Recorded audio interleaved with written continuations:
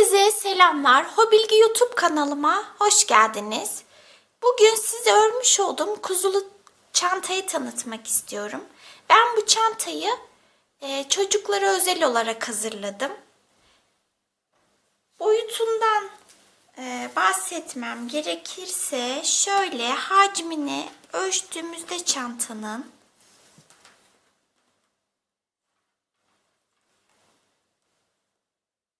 17-18 santim civarında, şöyle yüksekliği de 25 santim civarında.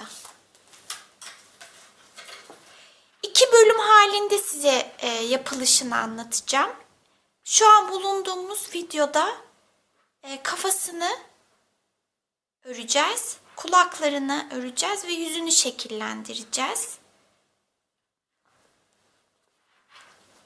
Arkasında çantanın şöyle düğme var. Buradan açıp içerisine eşyalarımızı koyabiliriz.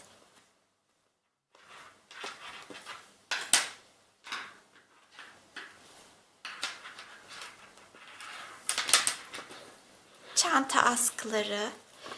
Ben bunu kuzunun ten rengiyle aynı ördüm. Bir de şöyle farklı renkle de örebiliriz. Kıyafet giydirmiş gibi. Şöyle bunu da lila ile örmüştüm. Aynısını. Bunun kafasını biraz daha sol tarafa eğimli diktim. Bunun hafif eğimli. İstediğimiz şekilde dikebiliriz. Çantayı taktığımızda dışarıya bakan kısım kafası olacak. Dediğim gibi ben bu çantayı çocuklara özel olarak ördüm. Fakat siz kendinize göre de örebilirsiniz. Hacmi daha büyütürsünüz. Kafayı biraz daha büyütürsünüz. Çantanın askısını biraz daha büyütüp kendinize göre, yetişkine göre de ayarlayabilirsiniz. Sayılardaki değişikliği ben çantayı anlatırken video içerisinde sizinle paylaştım. Pamuklu ipler kullandım. Bir tane ip yeterli oluyor. Gövdesinde, bacaklarında ve kollarında, askısında pamuklu ipin 2 katını kullandım. Perukta kadife ip kullandım. Kafasında ve kulaklarında pamuklu ipin tek katını kullandım. 2, 3 ve 4 numaralı tığlar kullandım. Kullandığım tüm materyalleri çantanın yapılış aşamasında videonun içerisinde sizinle paylaşıyorum. Ayrıca videoların açıklama kısmında da belirtiyorum. Video içerisinde gözden kaçarsa oradan yardım alabilirsiniz. Şimdi bu tatlı kuzulu çantanın yapılışına geçmeden önce sizden ricam, şayet beğendiyseniz bu çantayı yorum ve beğenilerinizi eksik etmeyip abone olursanız çok sevinirim. Ayrıca videolarımın altında, şu anki izlediğiniz videonun altında hype seçeneği var. Onu tıklarsanız bu çanta daha çok kişiye ulaşır. Emeklerim karşılık bulur. Bu şekilde tekrar göstereyim size. Daha sonra yapılışına geçelim.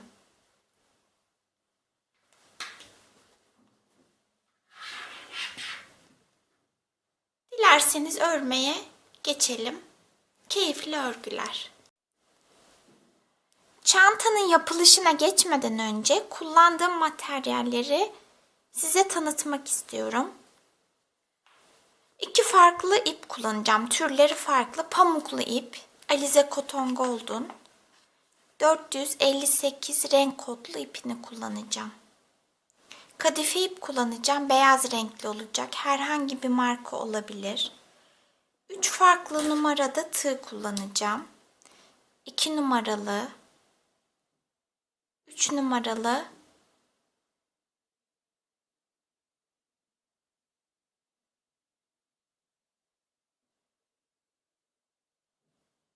ve 4 numaralı.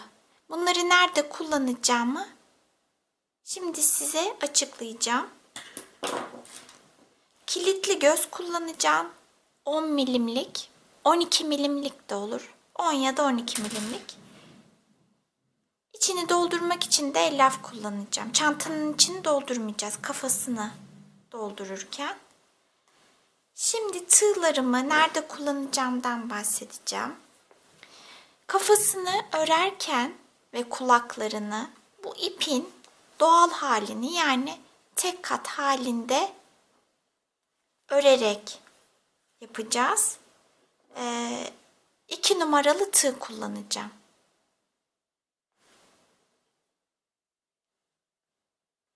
Kafasını örerken. Şu peruğunu kadife kısmı örerken, yani kuzunun yün kafasındaki yünlerini örerken kadife iple 4 numaralı tığ kullanacağım.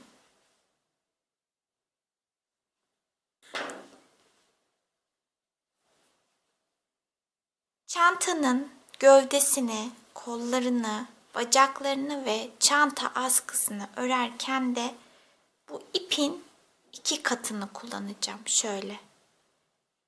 Ve 3 numaralı tığ ile öreceğim. Şimdi önce kafayı öreceğiz. İplerimizi, tığımızı hazırlayalım. Örmeye başlayalım. İpimi aldım. 2 numaralı tığımı da aldım. Kafayı örmeye başlıyorum. Önce sihirli halka yapıyorum. Halkanın içine 6 sık iğne örüyorum. 1 2 3 4 5 6. Kısa ipi çekiyorum. İşaretleyici ip alıyorum. İnce ip alıyorum. Örgüde iz yapmasın diye. Arttırmalar yapacağım. Yani her bir ilmeğe çift batacağım. 2 kere batıyorum.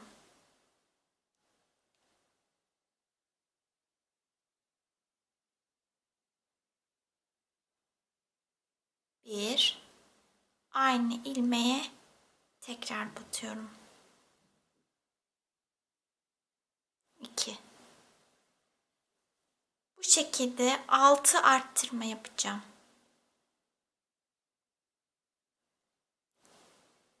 İkinci arttırma.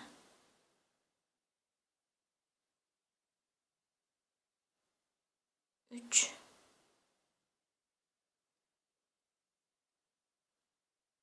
4.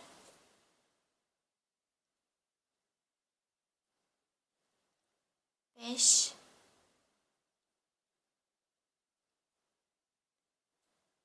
6 arttırma yaptım. İlmek sayım 12 oldu. Bu sırada bir sık iğne, bir arttırma yapıyorum. Yani bir tek, bir çift. 6 defa. Bir sık iğne, bir arttırma. 2 kere yaptım. Bir sık iğne, bir arttırma. 3 kere yaptım. Bir sık iğne, bir arttırma. 4. Bir sık iğne, bir arttırma. 5. Bir sık iğne, bir arttırmayı 6 kere ördüm. İlmek sayım 18 oldu. Artık bu şekilde kafayı istediğimiz boyuta getirene kadar arttırmalar yapacağız. Yeni sıraya geçiyoruz. 1, 2 sık iğne, bir arttırma yapıyorum. 2 sık sık iğne bir arttırmayı sıranın sonuna kadar 6 kere tekrarlayacağız. Sıranın sonunda ilmek sayımız 24 olacak. 2 sık iğne bir arttırmayı toplamda 6 defa ördüm. İlmek sayımız 24 oldu.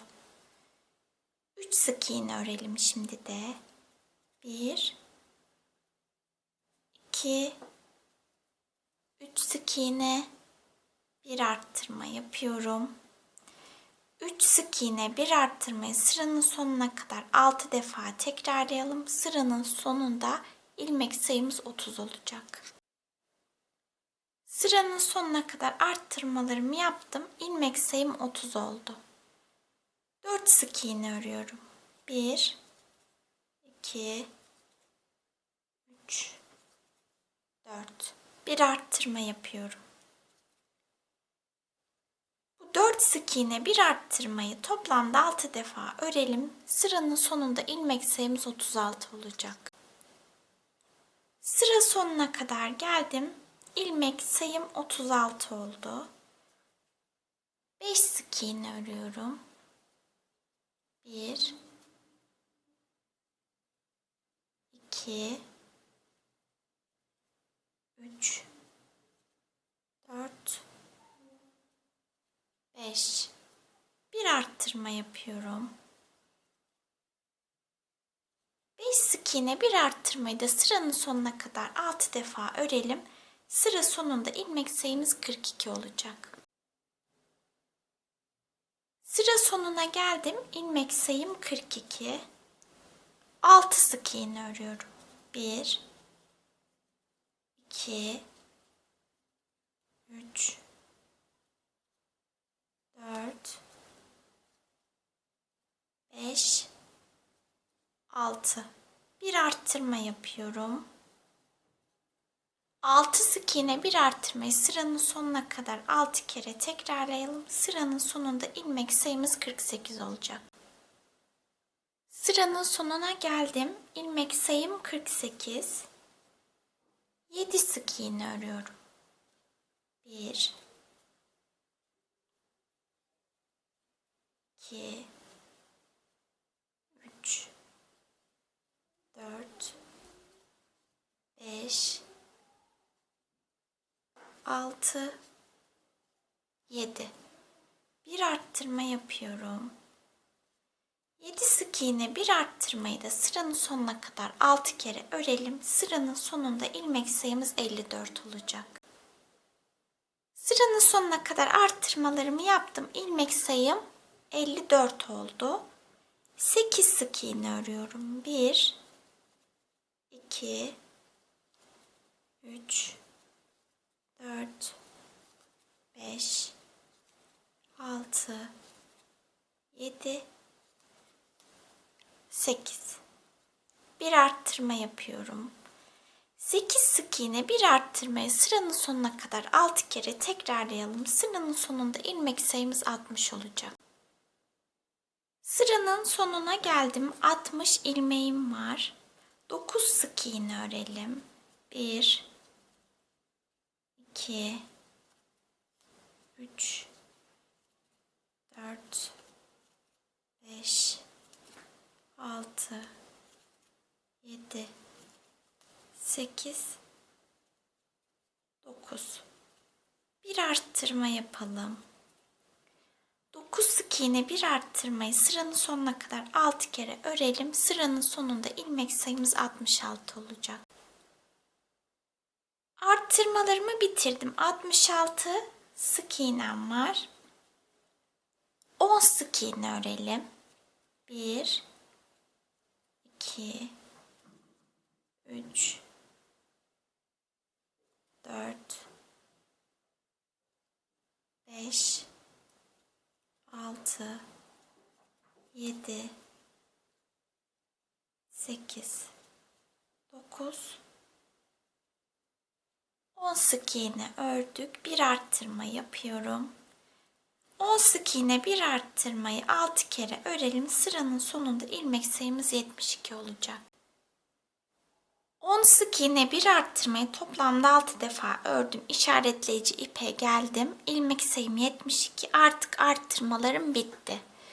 Düz bir şekilde 9 sıra 72 sık iğneyi öreceğiz.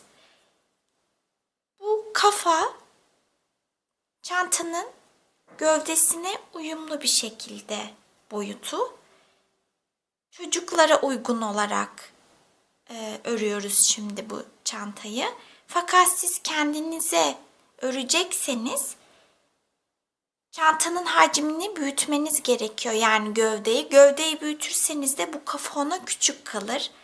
O yüzden bir sıra daha arttırma yapın. Tekrarlıyorum, kendinizi örecekseniz. Yani yetişkine uygun bir çanta istiyorsanız bir sıra daha arttırma yapın. Yani 11 sık iğne bir arttırmayı 6 defa örün.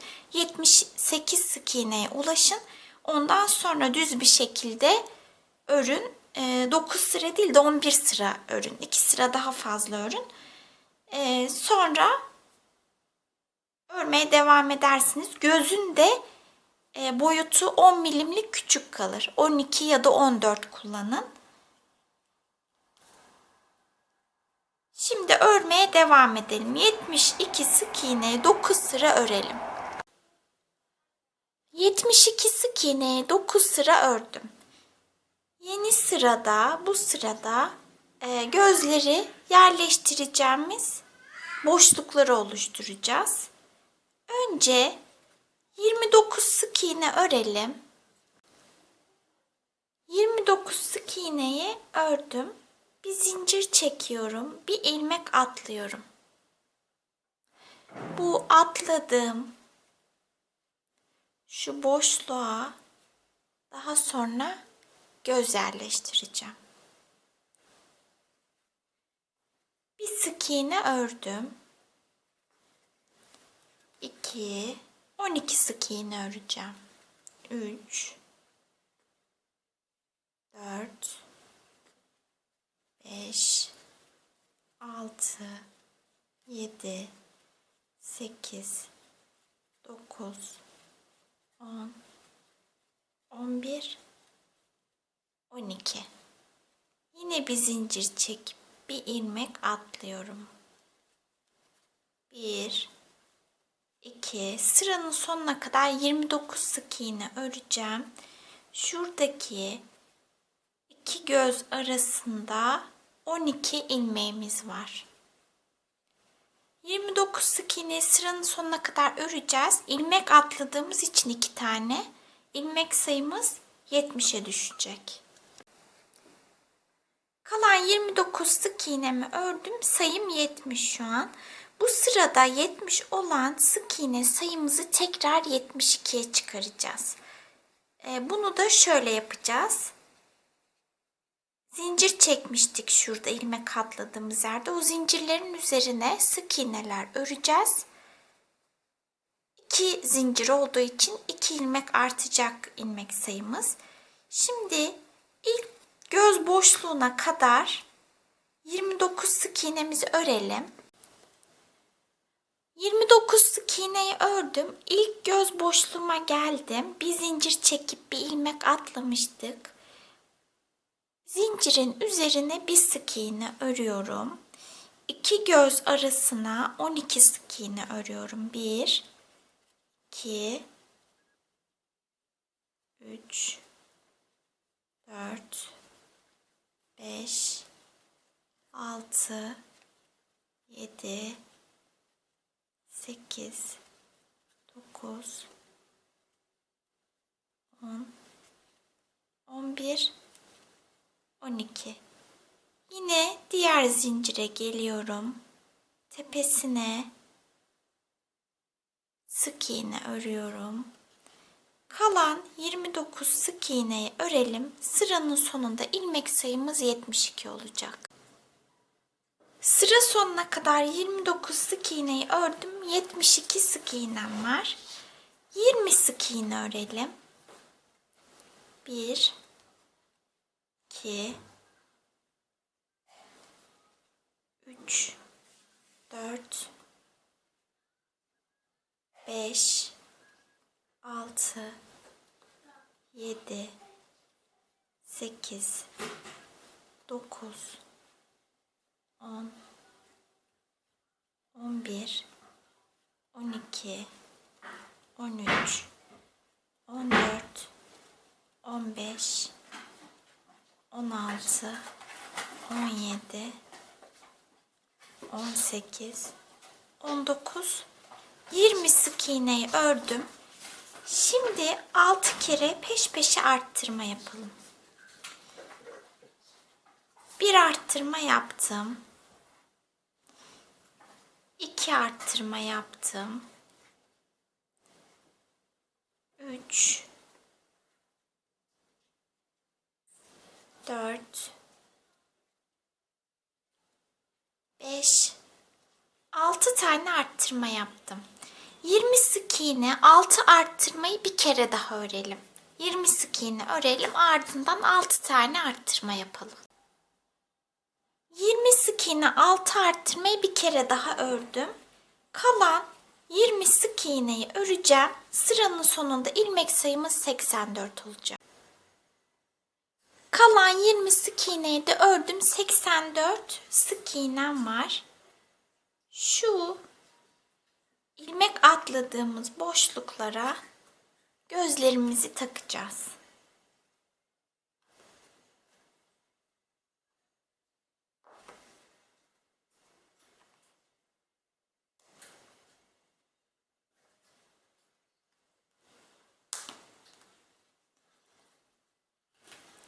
...84 sık iğnemiz var. Bu 84 sık iğneyi 4 sıra örelim. 84 sık iğneyi 4 sıra ördüm. Artık azaltmalara geçiyoruz. 5 sık iğne örüyorum. 1, 2, 3, 4, 5. Azaltma yapacağım. Nasıl yapıyoruz azaltmaları? Bizim ilmeklerimizin şöyle bir ön kanadı var, bir de arka kanadı var. Azaltma yaparken şu iki ilmeğin ön kanatlarından alıyoruz. Aynı anda ipten çıkarıyoruz, azaltma yapıyoruz. 5 sık iğne bir azaltmayı 12 kere yapacağız. Bir kere daha yapacağım. 2, 3, 4, 5. Azaltma yapıyorum.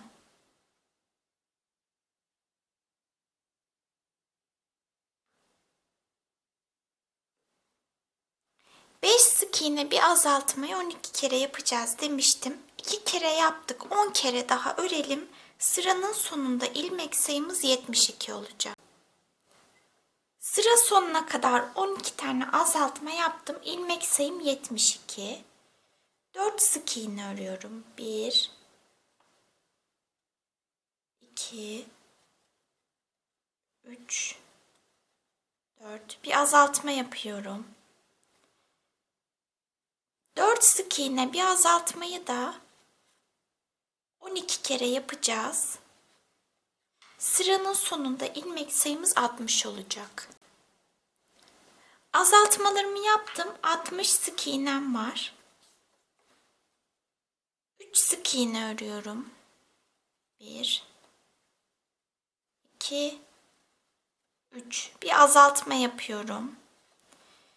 3 sık iğne bir azaltmayı sıranın sonuna kadar 12 kere tekrarlayalım. Sıranın sonunda ilmek sayımız 48 olacak. Azaltmalarımı yaptım. 48 ilmeğim var. 6 sık iğne örüyorum.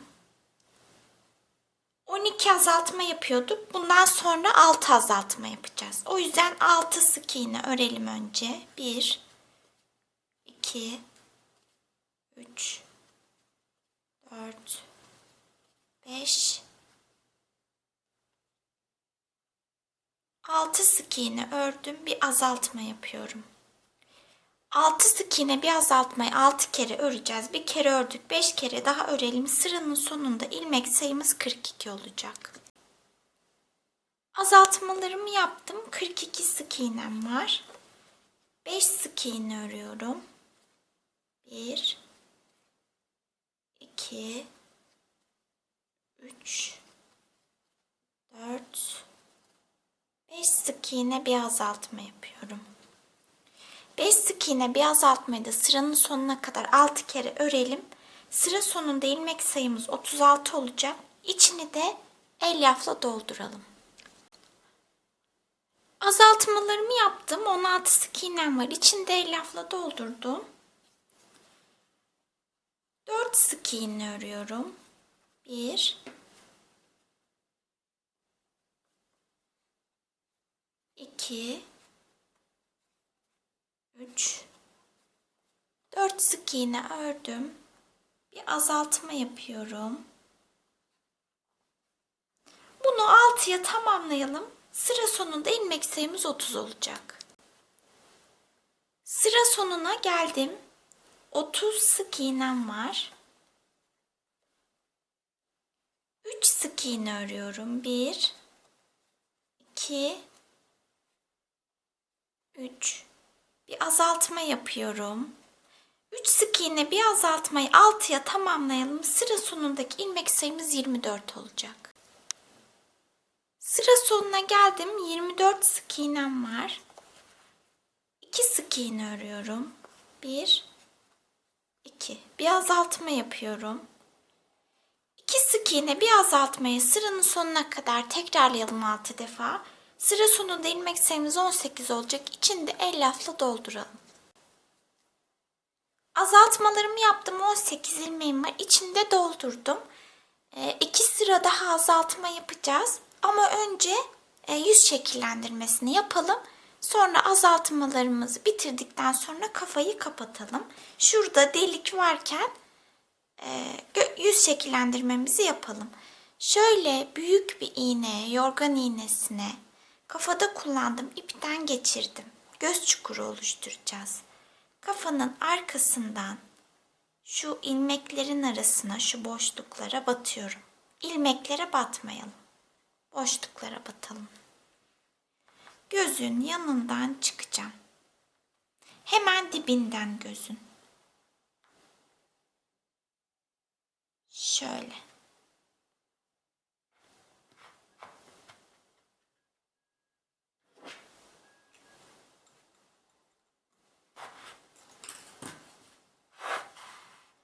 Bir parça ip bırakıyorum. Gözün karşısına yine dibine batıyorum. Kafanın arkasından herhangi bir yerden çıkacağım.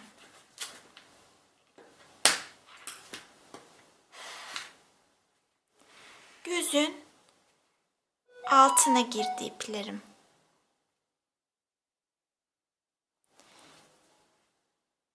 Bunları böyle çekeceğiz. Gözün altında kalacak ip.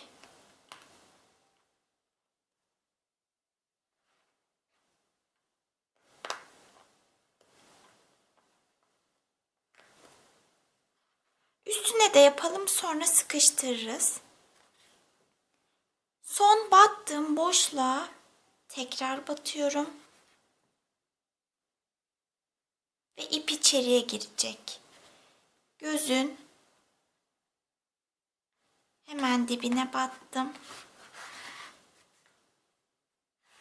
İp içeriye girdi. Karşısına batıyorum.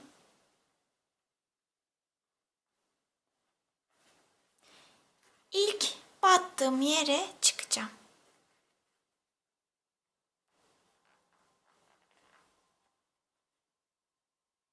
Boşluğa batmalıyız.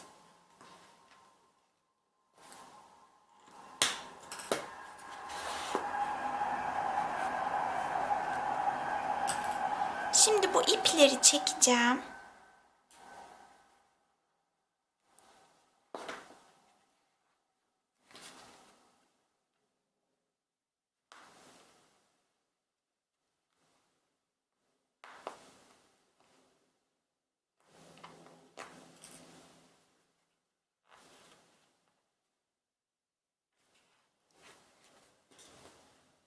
göz çukurumuz oluştu ama bu iplerin gözün altına girmesi lazım.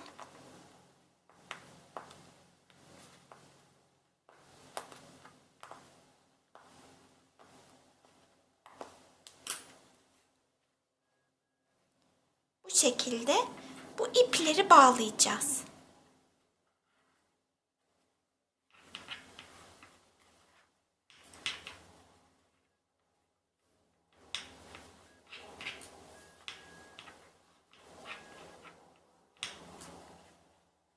Bu şekilde olacak. Bunu da aynı şekilde yapalım. Diğer gözün de göz çukurunu göstereyim tekrar. Şöyle boşluklardan batıyorum. Şunu söylemek istiyorum. Ucu sivri iğne olunca ipliklere batma ihtimalimiz daha yüksek oluyor. Küt bir iğne bulabilirseniz hem büyük hem de ucu küt, daha kolay göze işlersiniz. Göz çukurunu yaparsınız. Gözün yanına yine batacağım. Şöyle.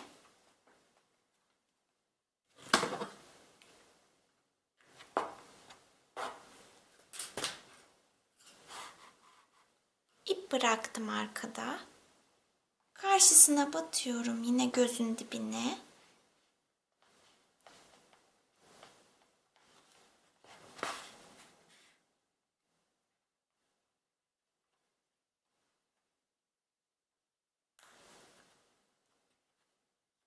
Gözün altına girdi ip. Yine aynı yere batacağım. İpliklere batarsak bu ip içeriye girmez. Boşluğa batacağız.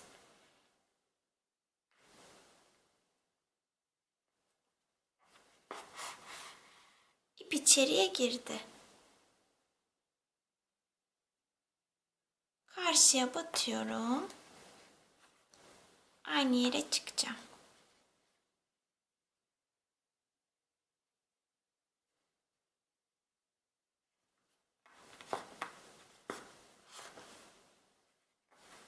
Şimdi böyle çekiyorum. Arkada düğümleyelim, keselim. Sonra da içeriye alalım iplerimizi. Göz çukurumuzu bitirelim. Göz çukurunu oluşturduktan sonra kafanın arkasında boşluklar oluştu. Oraları elyafla doldurdum. Yanakları da elyafla doldurdum. Gözün kirpiklerini ve kaşını işledim. Diğerini birlikte yapacağız. Şöyle ipimin 2 katını aldım. Aslında 4 katlı ipim. 2 katını kullanacağım.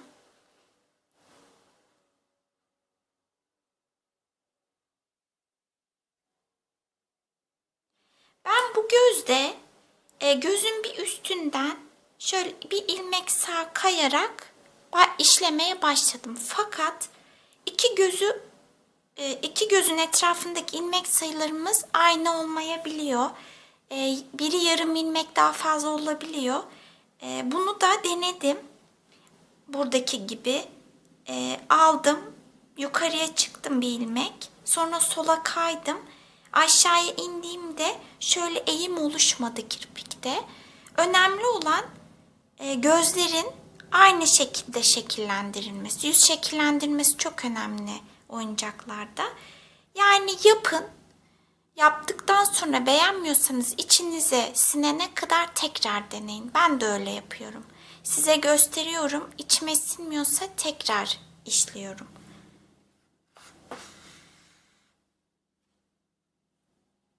Şöyle eğim vereceğim. Gözün dibine batmaya çalışıyorum. Arkada kilit var. Biraz zor oluyor ama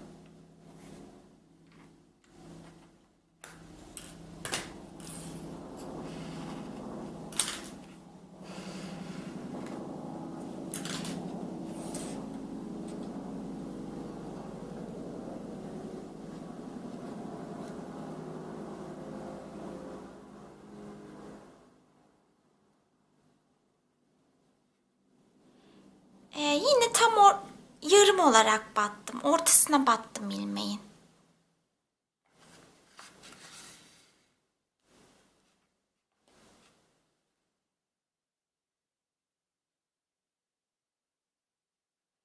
Şöyle eğim vermişim. Buna da biraz eğim vereceğim.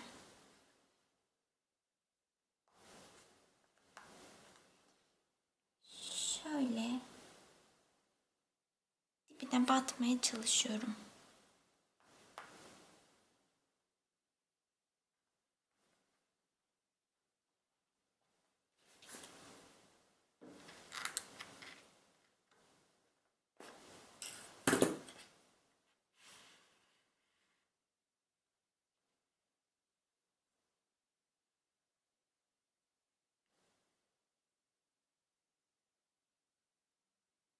Yine şöyle ortasına battım ilmeğin.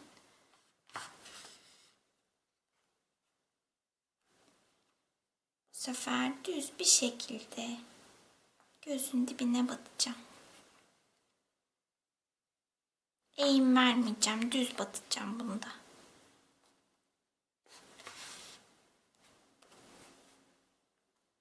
Bu şekilde. Şimdi kaşı işleyelim. Kaşı da şöyle gözden 1, 2, 3, 4, 5 ilmek yukarıya çıktım. Şuraya batacağım. Şöyle. Gözün dibinden yukarıya çıkıyorum. 5 ilmek yukarıya çıktım.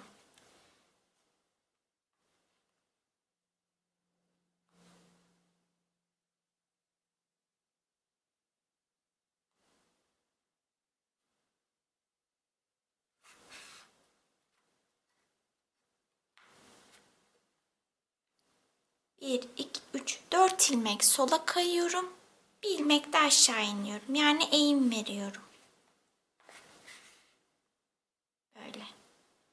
Bu ipleri bağlayacağım. Şu ipleri. Sonra burnu işleyeceğiz.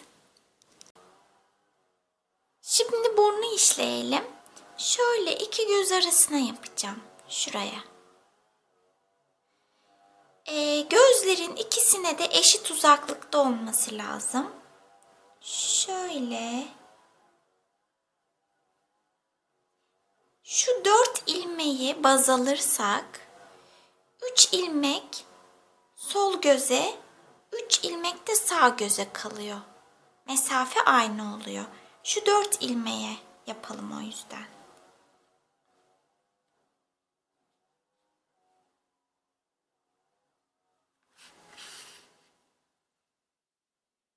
Bir, iki, üç, 4.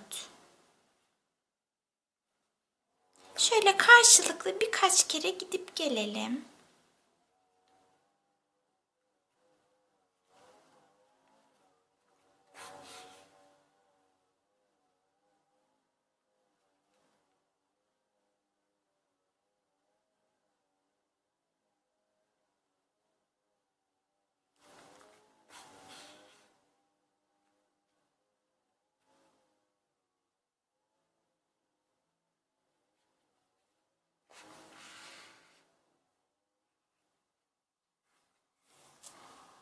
Burada bağlayalım bu iplerimizi.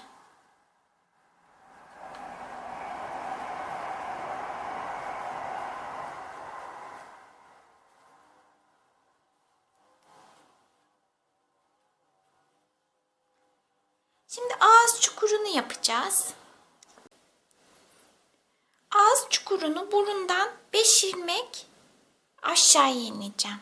5 sıra. 1, 2, 3, 4, 5. Bu sırayı yapacağım. 2 ilmeği kullanacağım. Ortalamamız gerekiyor. Şu burunda şuradan şuraya 4 ilmek kullanmıştık. Yani şöyle. Tam ortası şu 2 ilmek oluyor.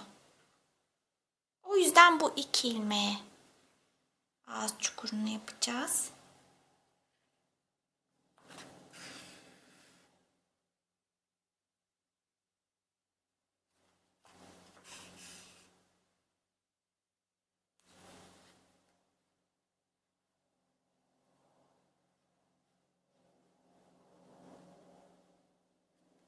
iplerin arasına batıyorum, boşluklara.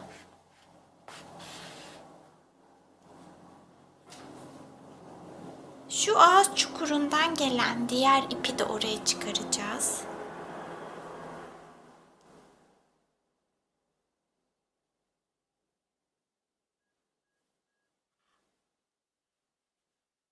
Aynı yere. Bu iki ipi de çekeceğiz. Böyle ağız çukuru oluşacak. Bu ipleri bağlıyorum.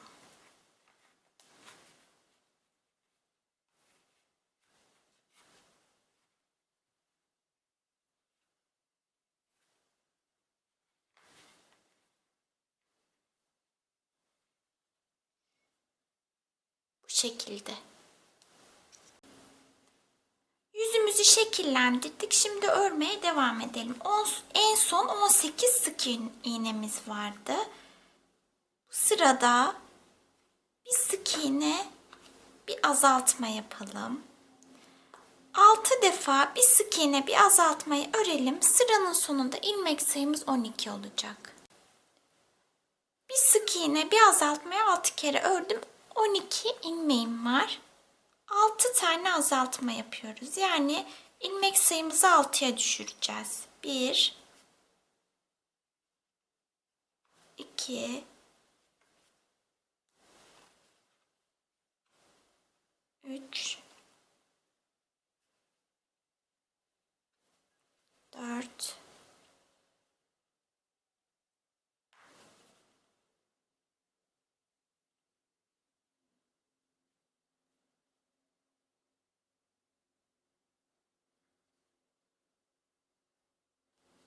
5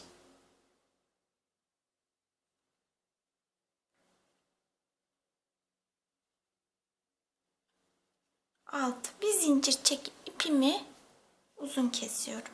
Deliği kapatacağım.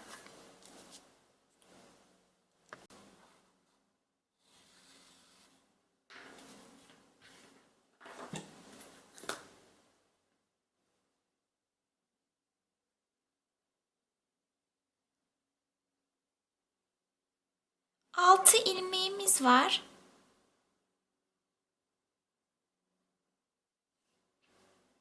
Bu 6 ilmeğin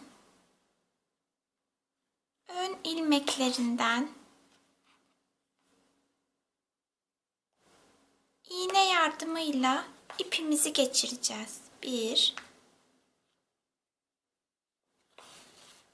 2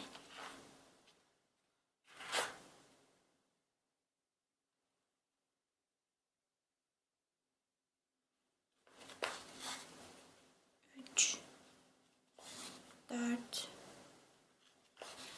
5 6. Sıkıştırıyorum. Şöyle bir de düğüm atalım.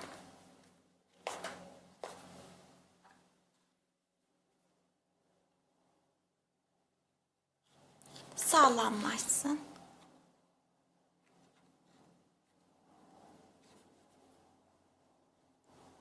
Tepeden de batıp şöyle arkadan herhangi bir yerden çıkalım. Kafamız bitti. Şimdi kulakları örmeye geçebiliriz. Kulağın birini ördüm, diğerini birlikte öreceğiz. 2 tane oluyor yani. Sihirli halkayla başlıyorum. Halkanın içine 6 sık iğne örüyorum. 1 2 3 4 5 6. Kısa ipi çekiyorum.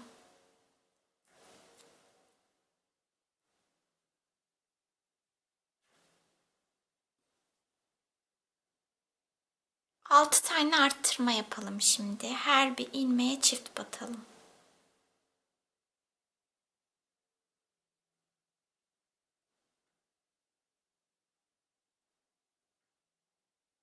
Bir, iki, 3, 4, 5, 6 tane arttırma yaptım. İlmek sayım 12 oldu. Bir sık iğne, bir arttırma yapalım 6 defa. Bir sık iğne, bir arttırma. Bir kere ördüm. Bir sık iğne, bir arttırma. 2, bir sık iğne, bir arttırma. 3, bir sık iğne, bir arttırma. 4,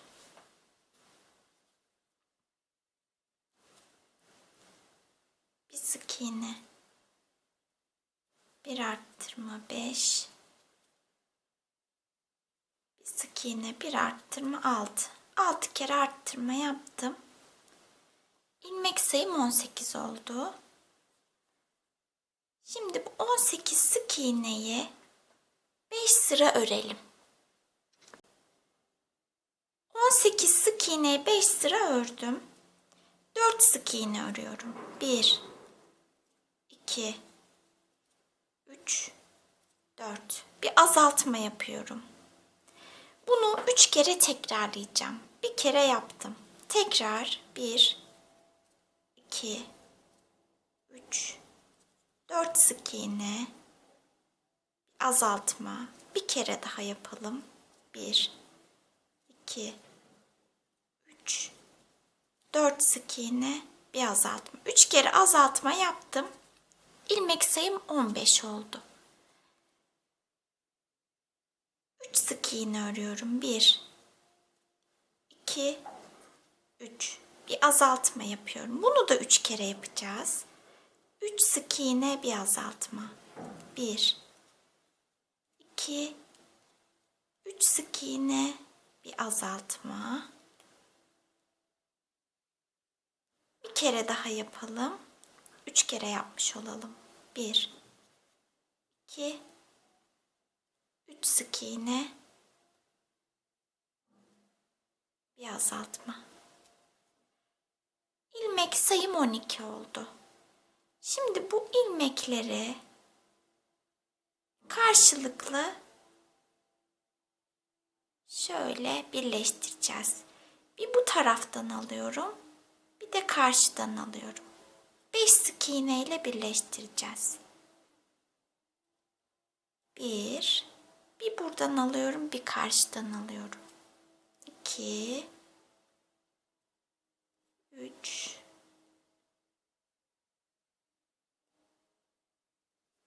4 ve 5.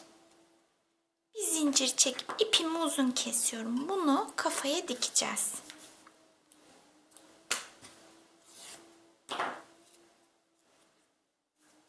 Kulaklarımız da böyle.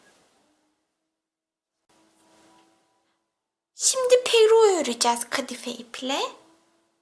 4 numaralı tığ ile öreceğim. Kadife ipte sihirli halkayı kapatmak zor olduğu için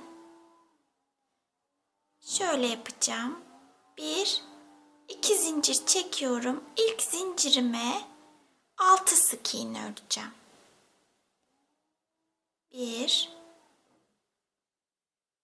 2, 3. Karşıya geçiyorum. Şu ipi şöyle gizleyeceğim. 3 sık iğneyi de böyle karşıya geçerek örüyorum. 2, 3. 6 sık iğne ördüm. Kadife ipte örmekte zorlanıyor olabilirsiniz. Ama çok az öreceğiz. Bu kısmın sizi zorlayacağını düşünmüyorum. Şimdi her bir ilmeğe çift batacağız. Yani arttırma yapacağız. 6 sık iğnemiz var.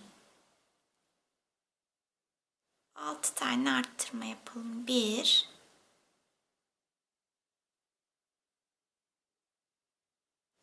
2,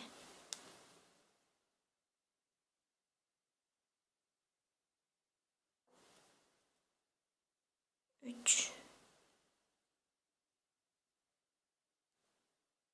4,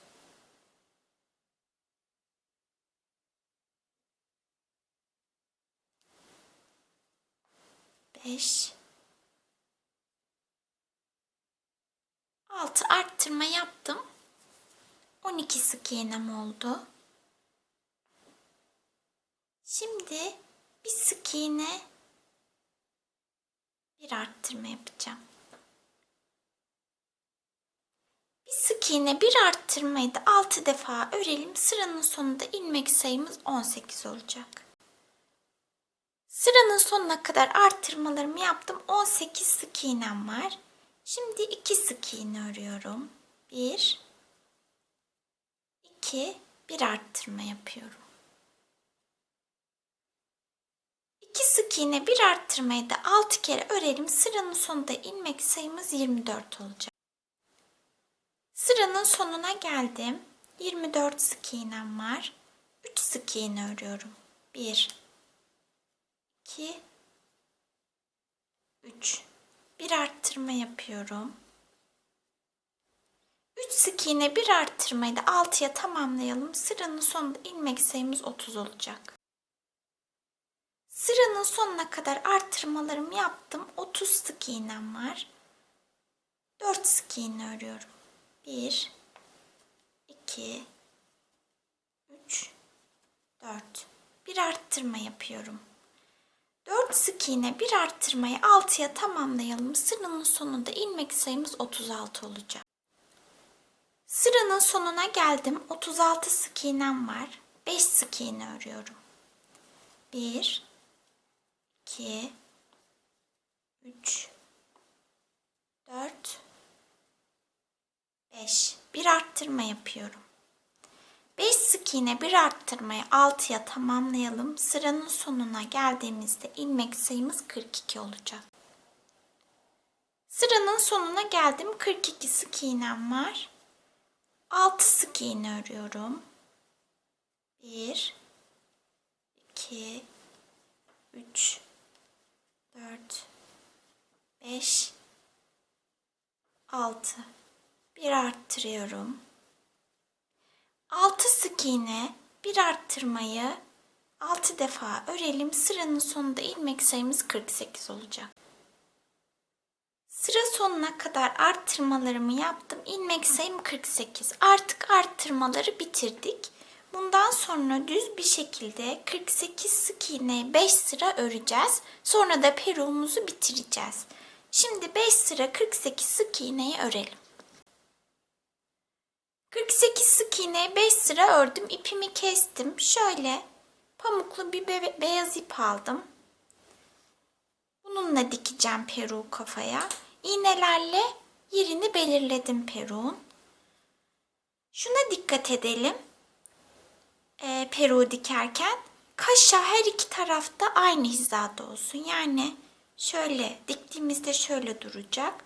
3 ya da 4 ilmek uzaklıkta olsun. Bu da öyle. 1, 2, 3. Şu kirpikler de aynı. 1, 2, 3, 4, 5. 1, 2, 3, 4, 5. Ona göre dikelim. Düzgün olsun. 1, 2, 3, 4, 5 ya da 6 ilmek de kaştan yukarıda olacak. Ucunu düğümledim ipimin. Şöyle.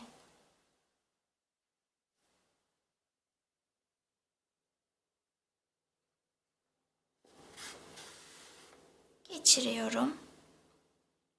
Bir peruktan alacağım. Bir de kafadan alacağım.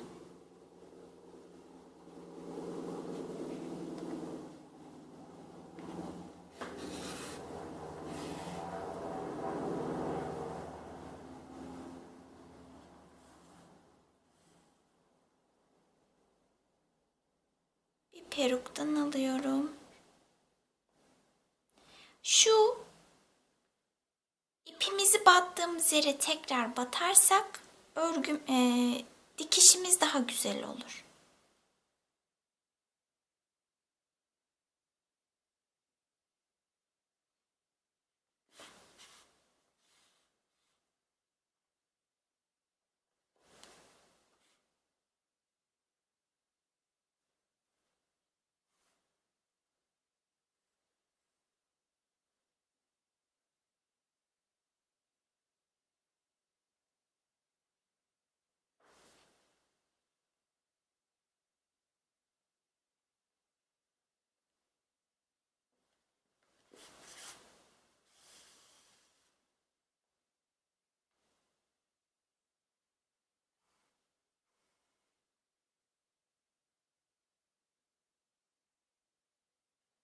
Böyle dikmeye devam edelim. Başladığımız yere gelelim.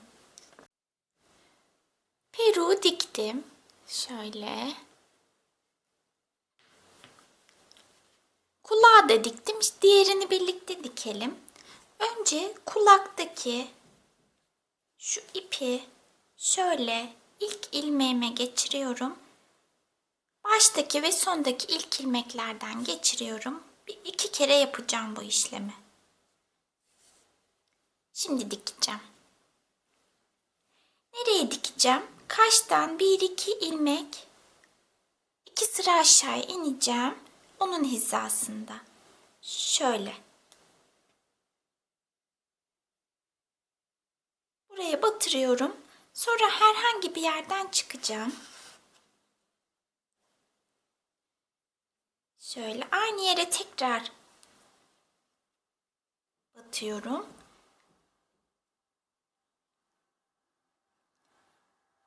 Bir ilmek aşağıya batacağım. İp içeriye girdi. Bir de şuradaki ilk ilmekten geçireceğim ipimi. Şöyle.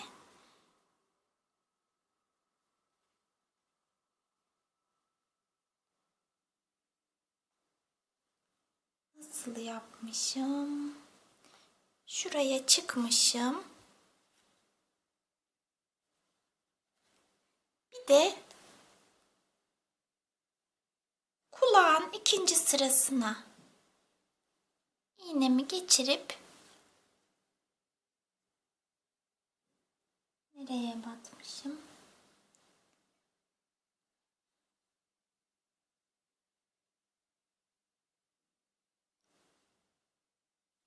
Şöyle karşısına batıp çıkıyorum.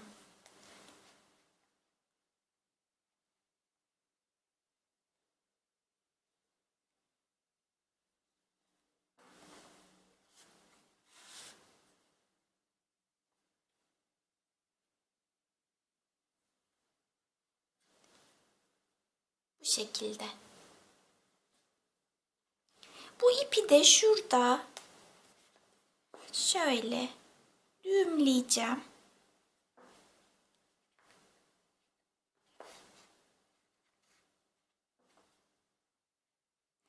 Herhangi bir yerden çıkacağım şöyle.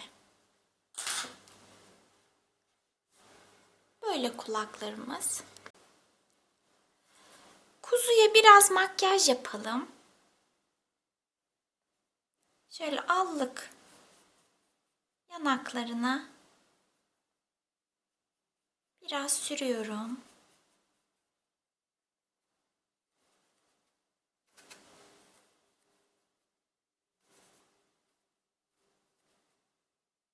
Nerelere süreceğimi göstereyim. Burnuna sürüyorum biraz. Ağzına süreceğim. Bir de şöyle kulaklarının içine. Bu boyalar toz pastel boyalar. Böyle renklendireceğim. İlk bölümümüzün sonuna geldik. Bu bölümde kuzunun kafasını bitirdik. Kulaklarını, yüz şekillendirmesini. Sonraki bölümde yani ikinci bölümde gövdesini, kollarını, bacaklarını ve çantanın askısını öreceğiz, bitireceğiz. 2 bölüm halinde yapıp bitireceğiz çantamızı. İkinci bölümde görüşmek üzere. Hoşça kalın.